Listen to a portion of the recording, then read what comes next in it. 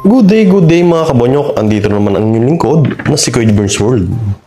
Nag-tour na naman tayo sa kadahilanan ay bumisita ang aking mga pamangkin dito sa Taiwan. Upang masulit ang kanilang pagpunta dito ay kailangan natin silang ipasyal dito sa Kaohsiung at ito ang oras para ipasyal sila dito sa isa sa pinakamadalas o dapat mong puntahan dito sa Kaohsiung ay ang Puguangshan Temple Museum. Dagdag kaalaman mga kabonyok. Ang Puguangshan ay isang sikat na Buddhist monastery at Buddha Museum ay matatagpuan sa lungsod ng Kaohsiung sa Taiwan. Ano ang Puguangshan? Ang Puguangshan, literal na kahulugan, bundok ng ilaw ng Buddha, ay isa sa pinakamalaki at pinakakilalang organisasyong Buddhist sa buong mundo na itinatag ni Master Xing Yun noong 1967. Kilala ito sa pagtataguyod ng Humanistic Buddhism na nakatuon sa pagsasabuhay ng mga aral ni Buddha sa pang-araw-araw na buhay. Ang monasteryo at ang katabing Buddha Museum ay malawak at may magandang arkitektura na ginagawa itong sikat na destinasyon para sa mga turista at deboto. Mga dapat makita sa Puguangshan. Buddha Museum. Ang pangunahing atraksyon kung saan matatagpuan ang pinakamalaking nakaupong Buddha na estatwa sa mundo at ang sinasabing naglalaman ng isang ngipin ni Sakyamuni Buddha. 8 Pagodas.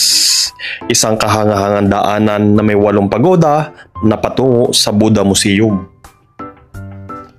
Main Shrine.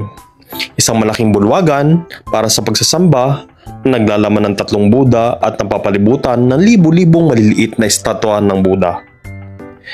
Vegetarian food. Mga kainan at buffet na naghahain ng masasarap na vegetarian na pagkain. Paano magpunta sa Puguangshan mula sa Kaohsiung?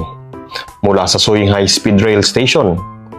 Sumakay sa Harvard Express bus number E02 na direktang patungo sa Puguangshan. Pangalawa, bilang alternatibo, sumakay sa Kaohsiung City Bus number 8501 sa platform 3. Tanungin ang driver kung didiretso ito sa Puguangshan. At mula naman sa Kaohsiung International Airport, sumakay ng airport bus patungo sa Kaohsiung Railway Station. Mula roon, sumakay ng ordinaryong train papuntang Wakotang Station, pagtapos sumakay ng bus o taxi. At maaari rin kayong sumakay ng taxi na mas mabilis ngunit mas mahal. Mahalagang paalala mga kabonyok, ang pagpasok sa Puguangshan ay libre.